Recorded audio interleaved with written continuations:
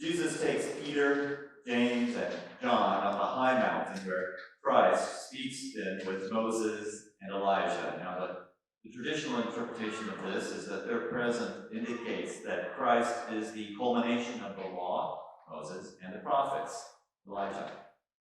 Once on the mountain, however, Peter loses his presence of mind, and more importantly, his humility. He suggests that the disciples build 3 dwellings there. In other words, Peter wants to remain on the mountaintop. But that's not how the gospel works. We may encounter God, we may have mountaintop experiences, but we continue to be flawed human beings.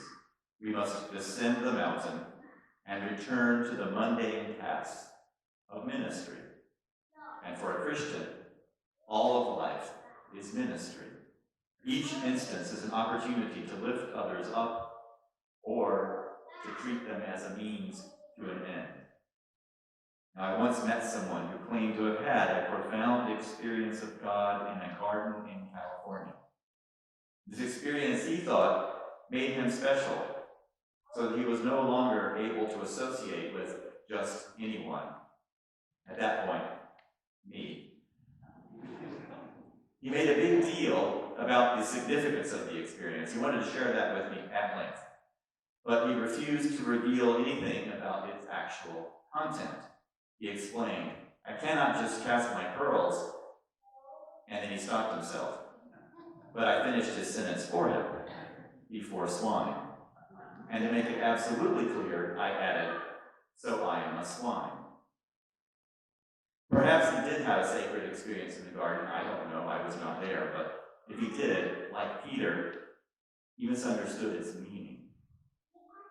Christ used the expression, "do not cast your pearls before swine," not to encourage us to think of ourselves as superior, but to caution us to discern carefully between those who are open to the gospel and those who are not.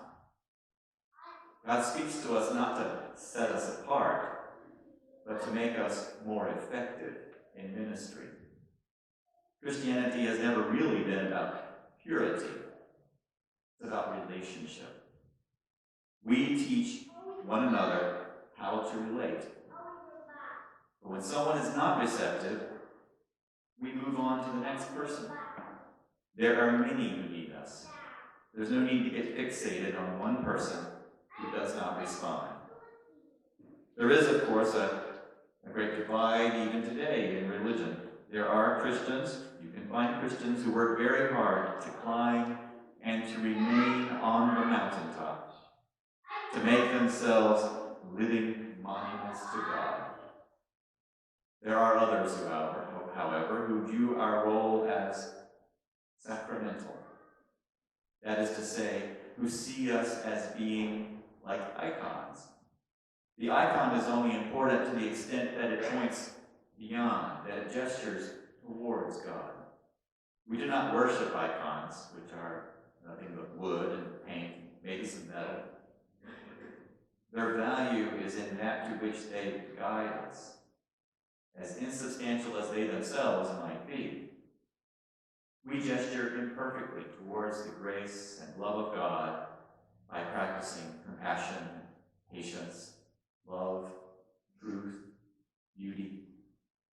Our role is to point, in humility, to that thing that is greater than ourselves, whose equal we are not. In dealing with others, we have no idea what God might be doing in their lives. It's not for us to decide. Our job is not to correct them, to make them conform to some standard, but to inform them of God's love. If they are open to learning, then our goal is to be with them, to be present with them, to be compassionate with respect to their struggles. The default mode of a Christian is therefore not to be a monument to God, sitting in stony perfection, but to point humbly to God from within our own imperfection. We are icons of God. I recently watched the 1964 film based on Tennessee Williams' play, The Night of the Iguana. I'd never seen it before. Now, Williams grew up in the rectory with his grandfather, who was an Episcopal priest. In the film, a disgraced Episcopal priest, the Reverend Dr. T. Lawrence Shannon, very impressive, leads a group of women on a tour of Mexico. That's his job now, what he does to survive. On the journey, a rather severe woman, Judith Fellows, accompanies the young Charlotte Goodall as chaperone. And when the underage Charlotte throws herself at Shannon, he resists weakly, thus nearly repeating the offense for which he originally was disgraced. But the vigilant Miss Fellows catches them before anything too serious occurs. Fellows reacts, however, with vengeful, self-righteous fury, using her connections with her brother, a judge, in an attempt to destroy Shannon. She does not humbly protect the young Charlotte from herself and from the world, but instead takes on the very role of God. She makes herself into God's wrath. Her hateful attacks merely make the Reverend Shannon more fearful and unstable, and do nothing to educate Charlotte, who quickly shifts her attentions to the bus driver.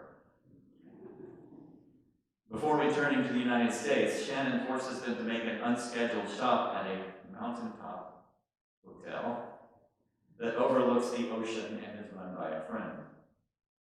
There he hopes to find help and protection. He has run out of ideas. He discovers, however, that his friend has recently died, but at the hotel he meets an artist, Hannah Jeltz.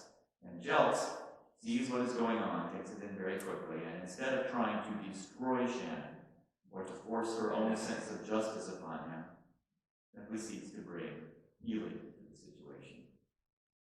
She's not driven by ego, but humility and compassion. She humbly acknowledges that all are guilty of inadequacy, that all fall short of the glory of God. But she tells Shannon, as long as people are not mean or destructive, however they get by in this difficult world is fine. And at the hotel, we gradually see how all the other characters, including young Charlotte, are driven to destructive behavior by fear and ego. Whereas Jeltz gets through life simply by stopping and breathing deeply. Her humility is her strength. Whereas Shannon, for example, still attempts to rely on his priesthood to provide him a protective abode on the mountaintop. And when he gets really stressed out, he runs around with his collar on. He holds it up like this, you know. He's no longer really a part of who he is. You see, he's just holding it there as a front. As the ego-driven drama unfolds, two beach boys who hang out at the hotel capture an iguana, that's the title, Night of the Iguana, tie it up, and begin feeding it to fatten it for later consumption. It's like chicken. Similarly, the young Charlotte has been feeding Shannon's ego, but is leading them both to destruction. When Shannon fails to find a way out of his predicament, he determines to commit suicide by swimming to China, he calls it, or Mexico.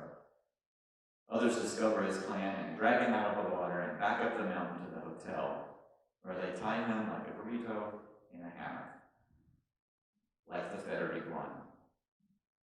Jeltz then tends to him with calming poppy seed tea, which is to say with weak heroin. All poppy seeds have a little bit of heroin in them, that's why it's calming. And her presence. Once Shannon's fear abates and he calms down, Jeltz releases him from his bindings, and he in turn releases the iguana. Neither will face destruction for the sake of others or their own appetites. The hotel owner, who's beginning to free herself from her own ego during this process, then suggests that Shannon and Jeltz take over the management of the hotel, but Jeltz, the artist, still the least ego-driven character, is uninterested. She will continue to live off her sketches of tourists who plants their easel in the town square, the sketches, sells them. Shannon then forms a bond with the hotel owner, more age-appropriate, the widow of his friend, and they start new lives together. They both seem to be determined to lead a less fearful, ego-driven existence as they form a family to take care of each other. Now, the playwright Tennessee Williams was always troubled by humanity's imperfections.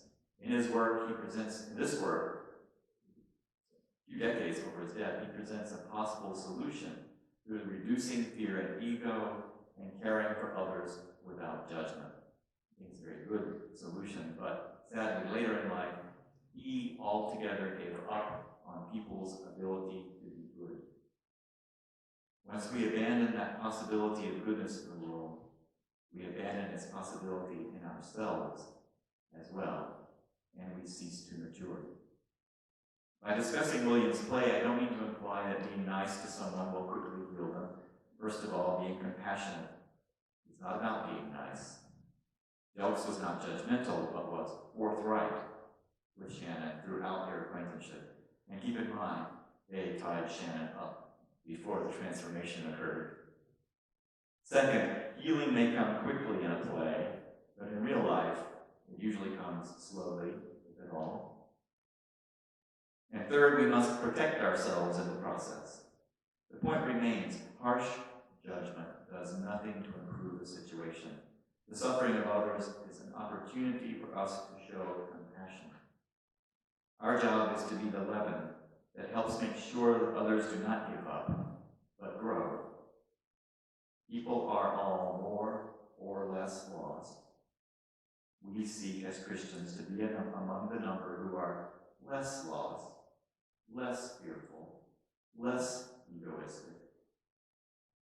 If we ever get to the mountaintop, we do not try to stay there, but we come back down, still mere humans, to work together with others, to build each other up. We are not God's justice. We are not monuments to God. At our best, we are icons, imperfect people, pointing towards God's love.